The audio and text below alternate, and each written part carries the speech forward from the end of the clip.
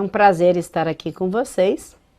Quero inicialmente agradecer ao Valdinei, a Vini, a Mônica, todos aqui estão me parabenizando pelo Dia dos Professores. Eu também parabenizo a todos vocês que são professores e agradeço. Vou pedir desculpas porque eu hoje estou com uma faringite, né? Então eu vou falar um pouquinho mais devagar, porque até ontem eu estava sem voz. Coisas de quem mora numa cidade de São Paulo, né? Queria agradecer também a todos os presentes, até o Rodrigo me mandou uma mensagem que não vai estar aqui hoje, porque ele não está perto do computador, estiveram aqui no congresso, a todos que estiveram no congresso, eu agradeço imensamente. Pena que eu não pude falar, mas eu fui muito bem representada e agradeço a presença de vocês. Nossa, a Vini diz o seguinte, eu disse nossa porque está grande aqui. A Vini escreve assim: olá, professora, estou lendo os estudos sobre a histeria e me deparei com um conceito um pouco complicado de entender. Objetivação da ideia contrastante. Neste caso, a senhora M. Von faz um barulho com a língua e, segundo Freud, isso acontece inicialmente quando ela fazia uma vigília de uma filha doente e adormecida. Entendi que o barulho era resultado do medo de acordar a criança. Esse medo se transformou numa ação contrária, fazendo com que a senhora Emi produzisse exatamente o que tentava evitar, o barulho. Entendi. Confesso que fiquei confuso quanto ao conceito. É assim.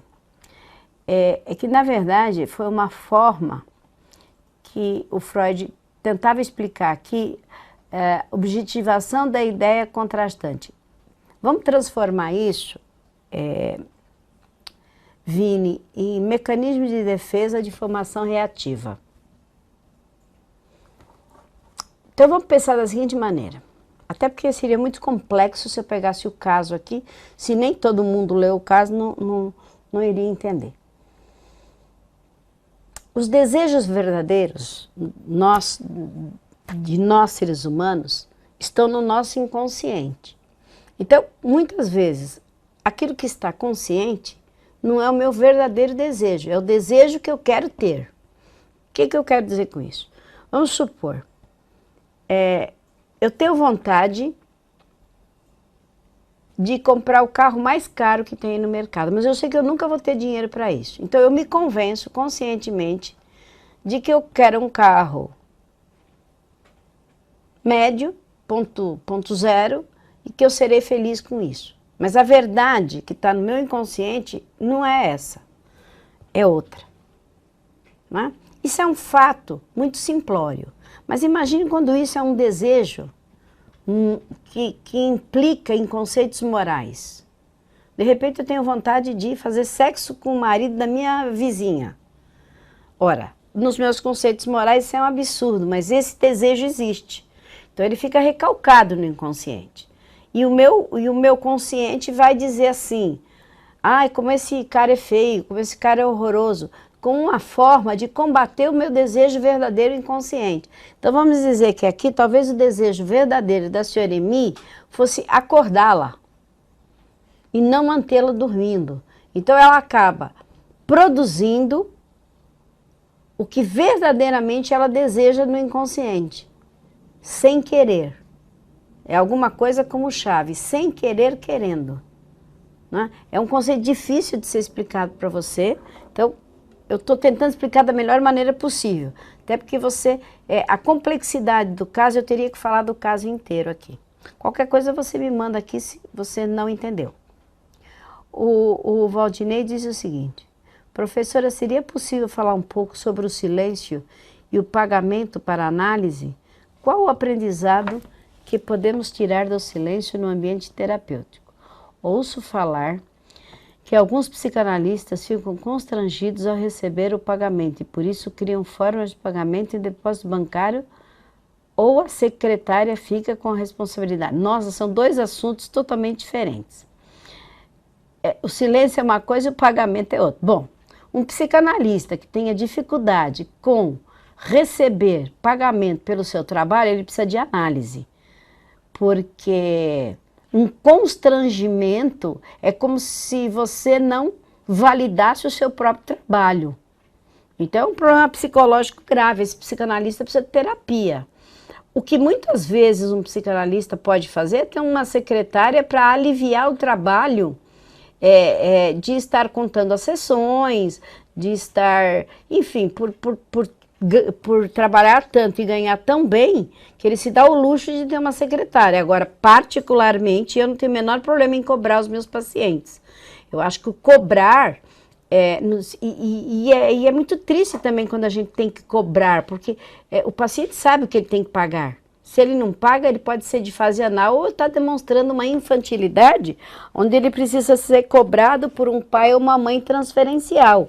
Então, assim, é uma questão de manejo. Um psicanalista que não cobra e não sabe cobrar os pacientes ou não sabe cobrar, é uma pessoa com um problema psicológico que precisa de terapia. Com relação ao silêncio, o silêncio é uma técnica dentro da psicanálise. O que ocorre é que muitos psicanalistas não sabem que é uma técnica e nem para que ela serve. O silêncio, na minha visão, eu estou falando minha visão, não deve ser usado como uma técnica inicial. E quando for usado, é preciso ser explicado ao paciente, pelo menos que é uma técnica. Porque o que visa o silêncio, Valdinei? Visa com que a resistência aumente no cliente. E essa resistência faça com que o conteúdo recalcado do inconsciente venha para a consciência. Porque se ele não tem mais nada para fazer ali, a não ser ouvir os próprios pensamentos, que às vezes são muito dolorosos de sentir, o silêncio é útil. Agora, é preciso tomar cuidado nesse manejo, porque tem paciente que não suporta o silêncio, entendeu? Que é uma técnica mais lacaniana que outra coisa. O brasileiro gosta muito das técnicas winnicottianas, que são de acolhimento. Eu faria um pupurri de técnicas, já que nós somos integrativos. Boa tarde, Leda. Boa tarde, Silvia. E a Vini, ela disse: entendi perfeitamente o conceito de objetivação de ideia contrastante. Quando eu era criança, eu tinha um tique nervoso, o qual eu tentava evitar quando estava na mesa de jantar. E era exatamente ali onde eu mais reproduzia o que tanto tentava evitar. Pois é, eu não sei que tique era, mas talvez, Vini, nem sei, desculpe o que eu vou falar, mas talvez você quisesse provocar alguém ali, não sei. Coisa natural de criança, né? Não sei se você faz terapia, mas é isso, né? O Valdinei disse que entendeu. Então é isso, tá, Valdinei? A questão do cobrar é um negócio bastante sério, porque é como qualquer profissão, qualquer profissional. Quer dizer, o advogado vai lá e cobra, o médico cobra, não sei quem cobra, e o psicanalista é o único que trata de cabeça e não cobra? Aliás, eu até acho que existe uma forma, viu, Vini, que é a forma assim de contratar. Você tem o contrato inicial.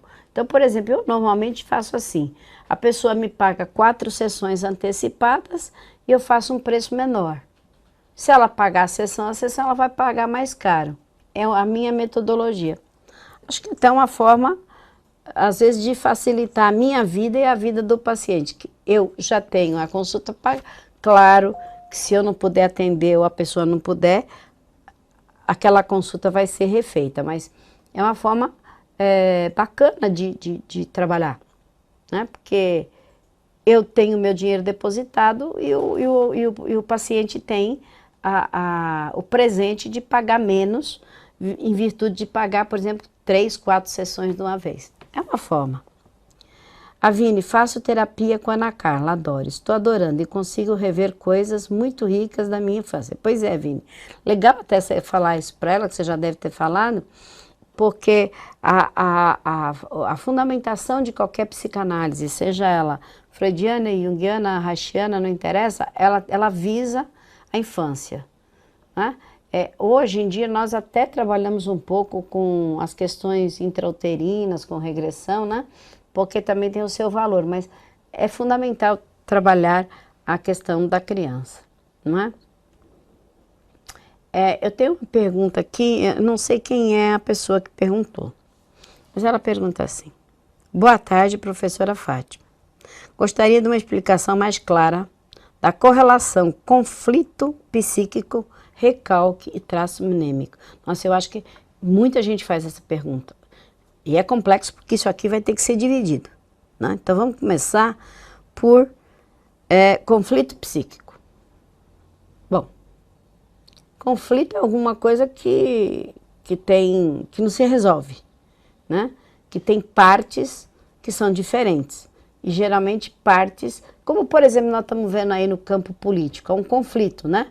Um candidato tem uma proposta, outro candidato tem outra e outro candidato tem outra, e essas propostas se conflitam, né?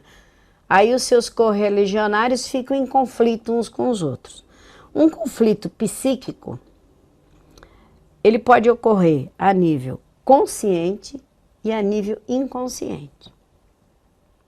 Quando ele é a nível consciente, a pessoa tem o sintoma, mas sabe o motivo.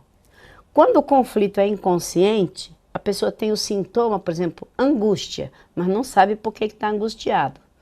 Porque o conflito está lá recalcado no inconsciente, né? Então, a todo conflito, nós vamos ter sintomatologia, que pode ser física ou psíquica. Física, com doenças psicossomáticas. E psíquica, com sintomas de neurose. Neurose de angústia, neurose fóbica, neurose histérica, enfim, medo, tristeza, sintomas. Mas que não são a causa, porque a causa está inconsciente. Então, primeiro, nós temos um conflito psíquico. Qual é a relação que isso tem com o recalque? Então, isso é o que eu expliquei.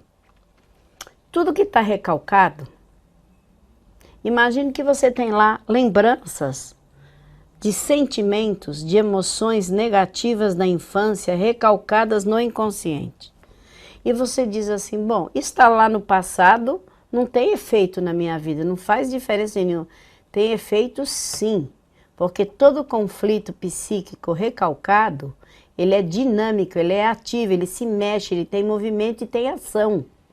Não é porque ele está inconsciente que ele não tem manifestação, que ele não tem simbolização.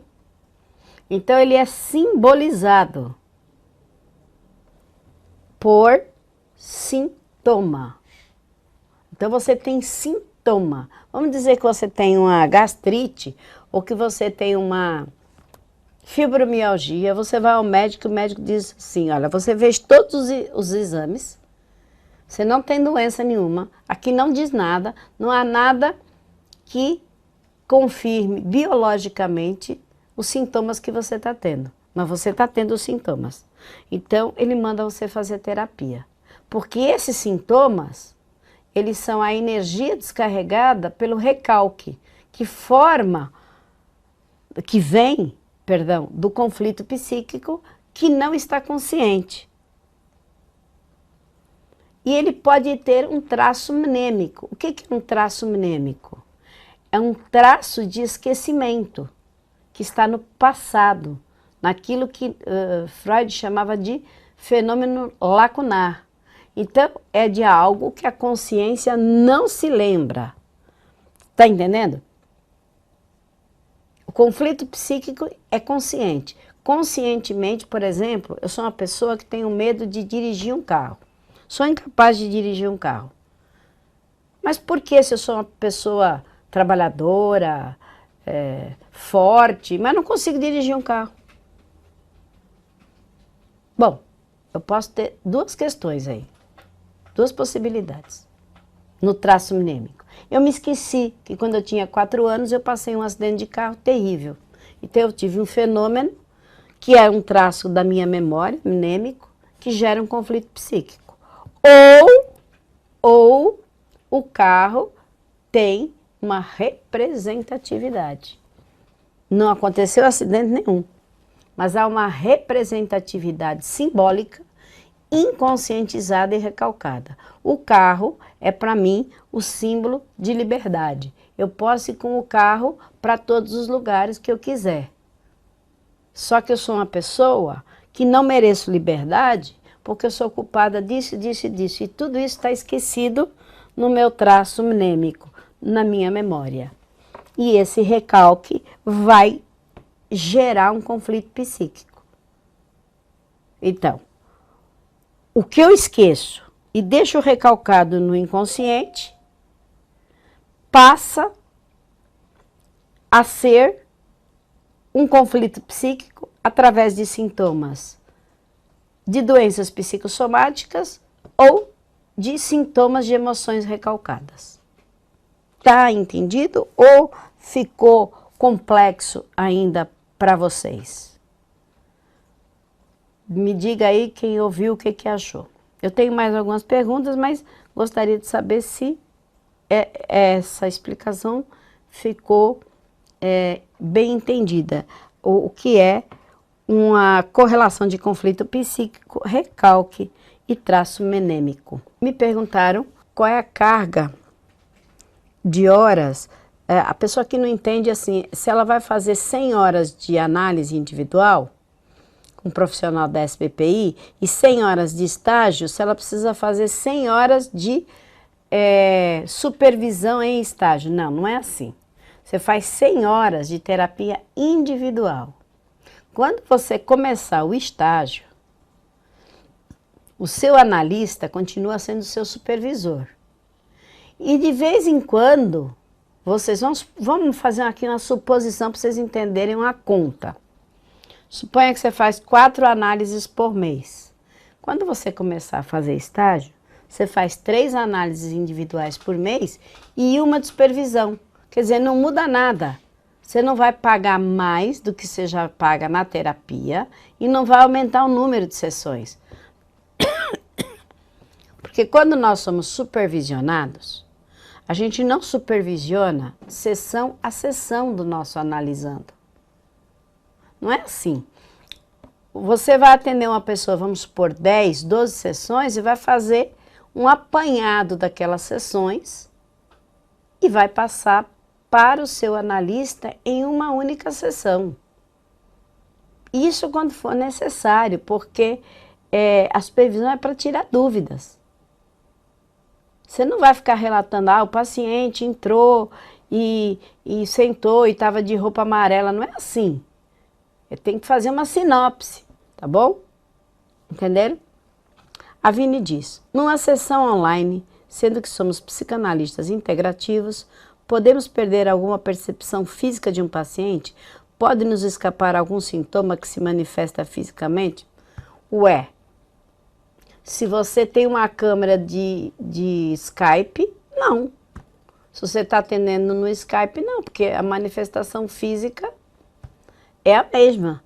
Agora, veja bem, o nosso verdadeiro... Eu já formei psicanalistas cegos, aí você me pergunta como é que faz. A manifestação física tem lá a sua importância, mas a escuta é que é fundamental. Daria para atender um paciente de olho fechado, se você quer saber. Por quê? Porque a escuta, o inconsciente, segundo Lacan, ele se forma pela palavra, pela semiótica, pela linguagem. Então, a linguagem é tudo. Agora, o Valdinei, professora, os sonhos têm conteúdos latentes e manifestos, certo? Certo. Podemos analisar o comportamento e a fala nessa dinâmica também ou não? Ou seja, temos comportamentos e linguagens latentes e manifestas? Se sim, teria um exemplo? Claro que temos. Ué, o ato falho. O lapso.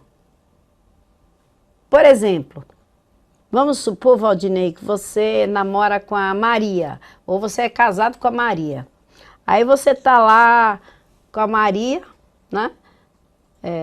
Abraçado com a Maria, beijando a Maria, aí você olha para ela e diz assim, nossa, Josefina, como você é linda. Você acabou de cometer um ato falho.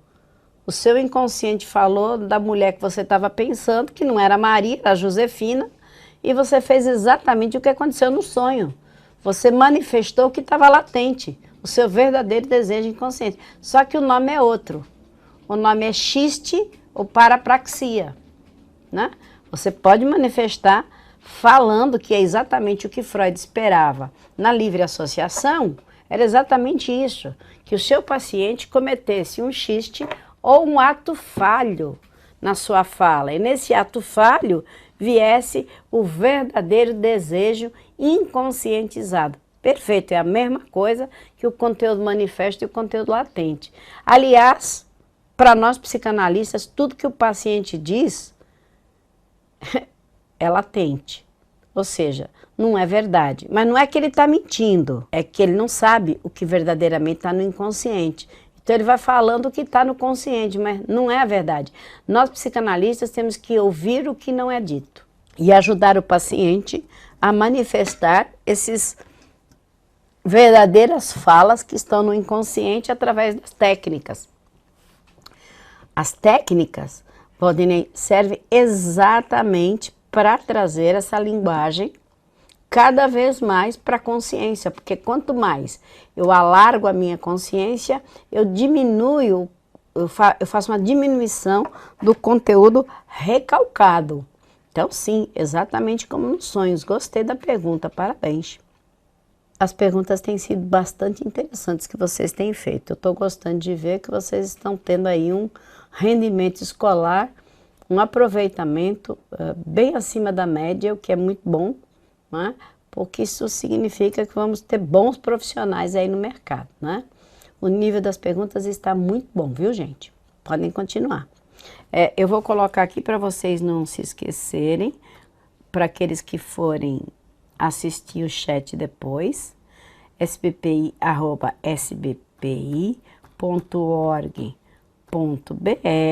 que é para onde vocês mandam perguntas quando vocês não estão ao vivo no chat e estão ouvindo o chat lá no YouTube. Aí vocês mandam as perguntas nesse e-mail e elas vão ser respondidas na segunda-feira subsequente, no horário do chat, tá? Então, muitas vezes vocês ouvem aqui e ficam com vontade de fazer pergunta em cima até do que está sendo dito aqui pelos outros companheiros de turma, né? Ou mesmo aquilo que eu respondo, ou perguntas que vocês tenham. Então, vocês mandam aí para o sbpi@sbpi.org.br e prontamente nós vamos atender vocês, tá bom?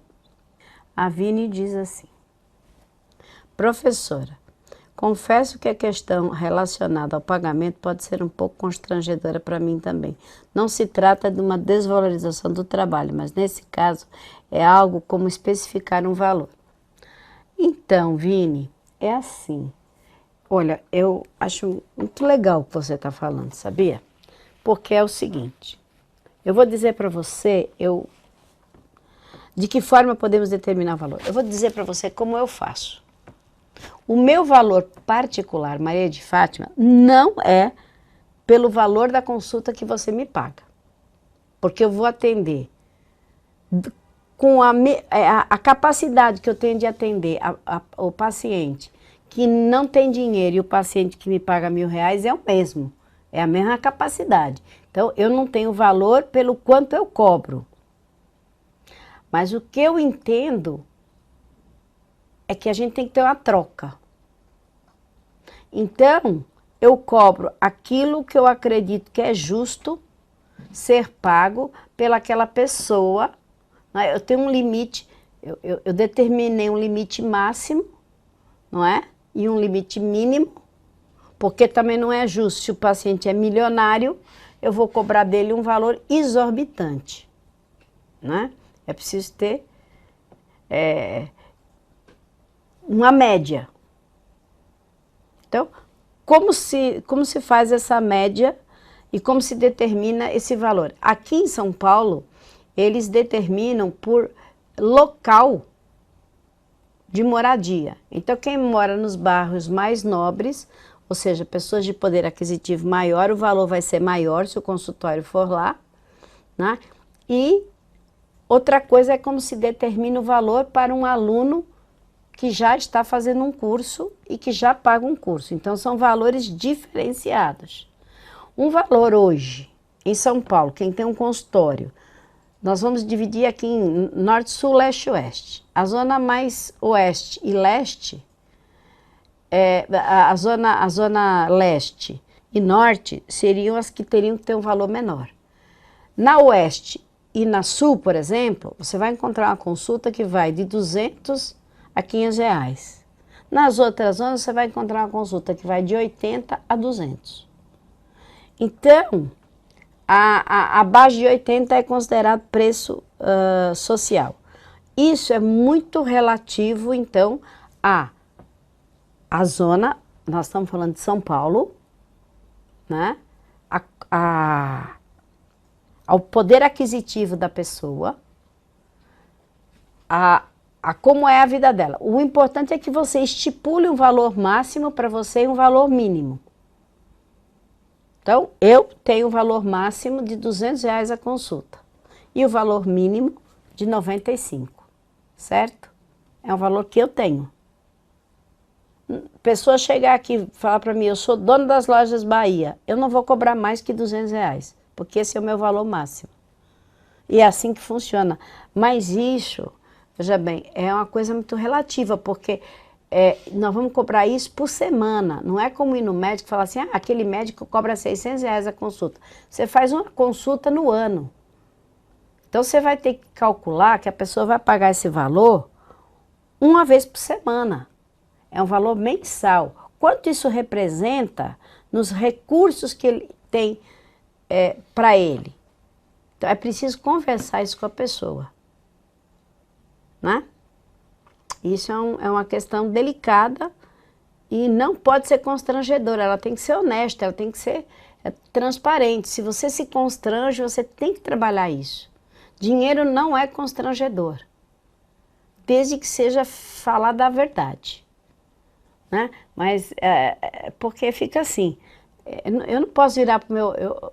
não posso não, eu faço, né? Se eu for cobrar 200 reais e a pessoa falar para mim, mas eu não tenho dinheiro para pagar e eu souber que ela vai todo mês para Miami, eu vou dizer, olha, mas se você tem dinheiro para ir para Miami passear todo mês e você não valoriza a sua terapia, então vá fazer com quem valorize a sua, vai lhe cobrar um valor menor, quer dizer, eu vou questionar.